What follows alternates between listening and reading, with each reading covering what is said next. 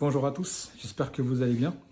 J'espère que tout se passe bien pour vous. On se retrouve aujourd'hui donc dans une nouvelle vidéo pour pouvoir aborder le thème de l'actualité de la part du staff du Real Madrid et de la conférence de presse qu'a lancée Ancelotti en ce vendredi 14 mars. Alors pour commencer, on va parler justement de la conférence de presse de la part d'Ancelotti qui disait qu'il ne trouvait pas ça normal que les joueurs du Real Madrid doivent jouer un match aussi important pour la Liga 3 jours après un derby qui s'est passé au Metropolitano face à l'Atlético Madrid. Il ne trouvait pas ça normal, tout simplement parce que les joueurs n'ont pas le temps nécessaire pour se reposer, pour aller s'entraîner limite, et pour ensuite faire le match.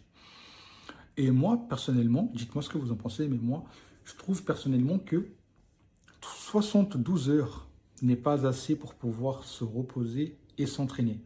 Les joueurs ont 2 jours, non, 1 jour pour se reposer, 1 jour pour s'entraîner, et le troisième jour, ils doivent rejouer un match. Je trouve que, après, ça on voit ça de plus en plus, c'est que il y a beaucoup plus de matchs qu'avant. Les joueurs ont moins de temps pour se reposer et aussi. Donc, moins de temps pour pouvoir s'entraîner. Et là, on parle d'un match qui va être chez Villarreal pour les 57e points de la 28e journée de Liga. Personnellement, je trouve pas ça normal. Après, dites-moi ce que vous en pensez, bien évidemment, dans les commentaires. Mais voilà, ça c'était le premier point. Le deuxième point par rapport à la conférence de presse qu'a annoncé Ancelotti, c'est concernant Vinicius, que comme quoi ce qu'on entend dans les médias actuellement, c'est que Vinicius ressentirait une certaine fatigue musculaire et qui serait peut-être qu'il ne sera pas présent tout simplement lors du match de demain à 18h30 face au Villarreal. Alors moi, je vais vous dire ce que Ancelotti a dit tout simplement en conférence de presse.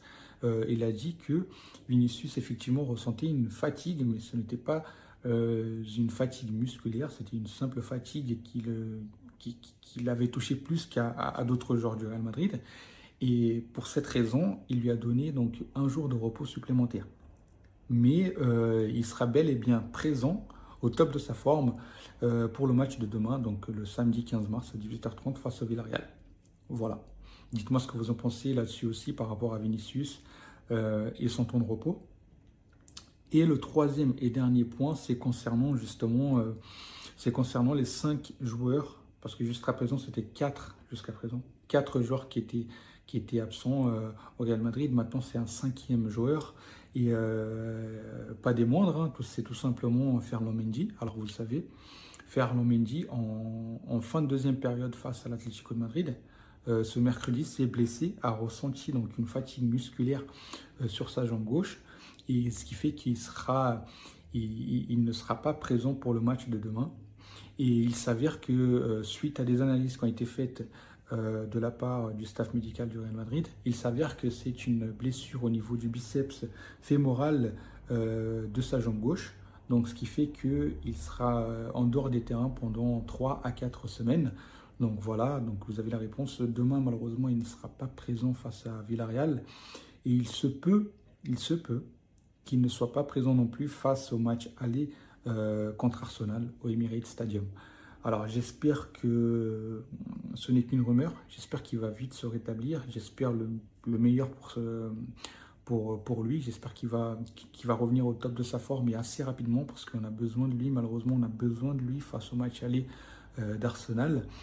Pour l'instant, pour demain, moi je vois quoi comme latéral gauche justement pour prendre la place de Ferland Mendy. Je vois Alaba, même si il y a Fran Garcia aussi, et que Alaba, peut-être, il n'a pas encore récupéré de sa grosse blessure. Personnellement, je vois Alaba. Après, voilà, donc vous connaissez Ancelotti, il se peut qu'il mette Fran Garcia à la place d'Alaba pour remplacer Ferland Mendy.